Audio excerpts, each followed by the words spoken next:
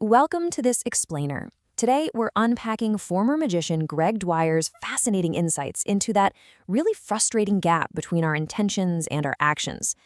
We often think we know exactly why we succeed or why we fail, but when we take a closer look at the actual mechanics of the human mind, well, the real reasons are probably going to surprise you. So let's dive right in by looking at a pretty universal problem. Almost all of us set goals, right? But somehow, 98% of New Year's resolutions just completely fall apart. We buy the books, we make these elaborate plans, but a few months later, the gym is a ghost town and those lofty intentions are just gone. Why is it that the vast majority of us literally cannot seem to follow through on the things we consciously decide to do? Jerry Seinfeld actually hit the nail on the head during a conversation he had with Eddie Murphy about modern distractions. When Murphy pointed out that there are just way too many options and distractions in the world today, Seinfeld replied without missing a beat. He said it isn't a lack of talent or a lack of opportunity holding us back at all. It is purely a lack of focus. Which brings us to the first part of our breakdown, the focus myth. To understand how to actually fix this issue, we first have to strip away all the false beliefs we hold about how focus actually works. Most of us lean heavily on willpower or motivation. But here's the thing. Willpower is basically like a battery that completely exhausts itself by the afternoon. You wake up with this massive surge of it, and by 3 p.m., it's just gone. And motivation? Getting hyped up by a high-energy speaker at a conference usually fizzles out in about 48 hours. Both of these tools rely entirely on conscious effort, and that naturally leads straight to burnout. Let's move on to part 2, the art of misdirection. Because our conscious brains are so incredibly easy to exhaust, we fall victim to the exact same techniques that stage magicians use to fool their audiences. Magicians, advertisers, marketers, they all rely on this tool called misdirection. They know our conscious mind is super vulnerable. Misdirection essentially attacks our focus using two main tricks: overwhelming us with a massive flood of data and tempting us with this total illusion that we can do everything at once. We think we're being productive, but really, it's a complete setup. Think about how severe this multitasking illusion really is for a second. The average person taps, swipes, and clicks their phone a staggering 2,617 times in a single day. Let that sink in. We operate under this totally false belief that multitasking helps us get more done, but in reality, it's just constantly fracturing our attention and totally keeping us from getting into any sort of deep, meaningful focus. And the cost of all this distraction? It's absolutely immense. We're talking about $650 billion wasted annually in America alone. That massive financial drain comes directly from people wasting roughly 12.5 hours every single week at work, all because of misdirection. They are physically sitting there, but they're scrolling social media, getting pulled into totally unrelated tasks, and just completely losing all their momentum. Now, the second trick of misdirection is information overload. Decades ago, the psychologist George Miller found that we can only focus on about 7 bits of information at any given time. 7. This severe limitation means that when we get bombarded with data, our brain's bandwidth just maxes out. And this overload causes us to miss massive opportunities that are sitting right in front of us. It's exactly why, in those famous psychological experiments, over 50% of people completely missed a 7-foot man in a gorilla suit walking right through the middle of a basketball game. It sounds crazy, I know, but they were so intensely focused on counting the basketball passes that their brain literally just deleted the giant ape standing in the center of the room. Let's shift gears a bit to part 3, the subconscious autopilot. So this is what reveals the true hidden driver behind all our behaviors, our missed opportunities, and our failures.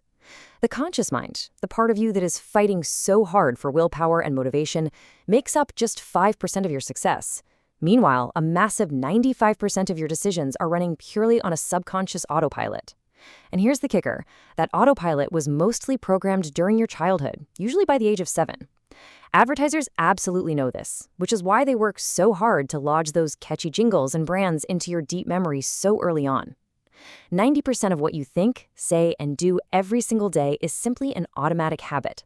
If you don't address that 95%, well, the famous psychologist Carl Jung put it perfectly. He said your deep-seated programming will just run your life behind the scenes, and instead of taking responsibility for it, you'll just end up calling it fate. You'll blame your circumstances, your broker, the economy, maybe the quality of your leads, totally unaware that your very own unchecked subconscious programming is the thing actually pulling the strings. Which brings us to the solution in part 4, redefining your ROI. To stop leaving our success up to fate and that old childhood programming, we need a brand new framework. We need one that shifts our focus from all this exhausting conscious effort to an effortless, automatic habit. So instead of a traditional return on investment, Dwyer urges us to redefine ROI as routine, outcome, and imagination. Top performers out there, they don't just hope for focus. They demand a specific ROI from their time. They use their imagination to vividly picture their outcome, and then they build an unbreakable routine around it. And the reason imagination is such a game changer really comes down to something we call the lemon test. Okay, imagine closing your eyes and vividly picturing a lemon being sliced open. Imagine the sour juice running down your hand and taking a huge, massive bite out of it. Odds are your mouth is physically watering just thinking about it, right? There is no real lemon, but your subconscious mind literally doesn't know the difference between what's fake and what's vividly imagined. Using your imagination to visualize an outcome actually tricks your subconscious into treating it as a real, lived reality. Let's look at how to put this into action in Part 5, Reprogramming Your Mind. Once we fully grasp that our subconscious can't tell the difference between a real physical event and a vividly imagined one, we basically hold the key to actively reprogram it. The top 1% of performers in literally any field bridge the gap between intention and action through a surprisingly simple daily procedure. Step 1, they write down their specific outcome, sometimes multiple times a day. Step 2, they verbally say it out loud over and over again. Some even record their own voice to listen back to it. And Step 3, they actively visualize it. They're making vivid pictures in their head of the exact reality they're aiming for. They're rehearsing their success in advance. So here's exactly how this all comes together for you. First, you've got to identify a hyper-specific outcome. Not just, oh, I want to do well, but an exact target, like a specific revenue amount by December 31st. Now, as you begin to focus on this, your old subconscious programming is going to push back. You're definitely going to experience some cognitive dissonance, but you push through that internal resistance through the sheer repetition of writing it, saying it, and seeing it. Next, you build a physical routine that actually supports that imagination. By repeating this routine every single day, you actually condition your subconscious to automatically spot the leads and opportunities that all that noise and misdirection used to hide from you.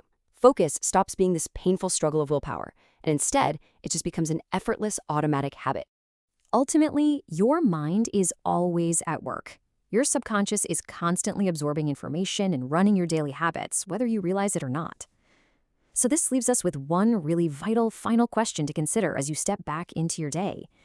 Are you using your imagination merely to escape reality, like dreaming about your next vacation?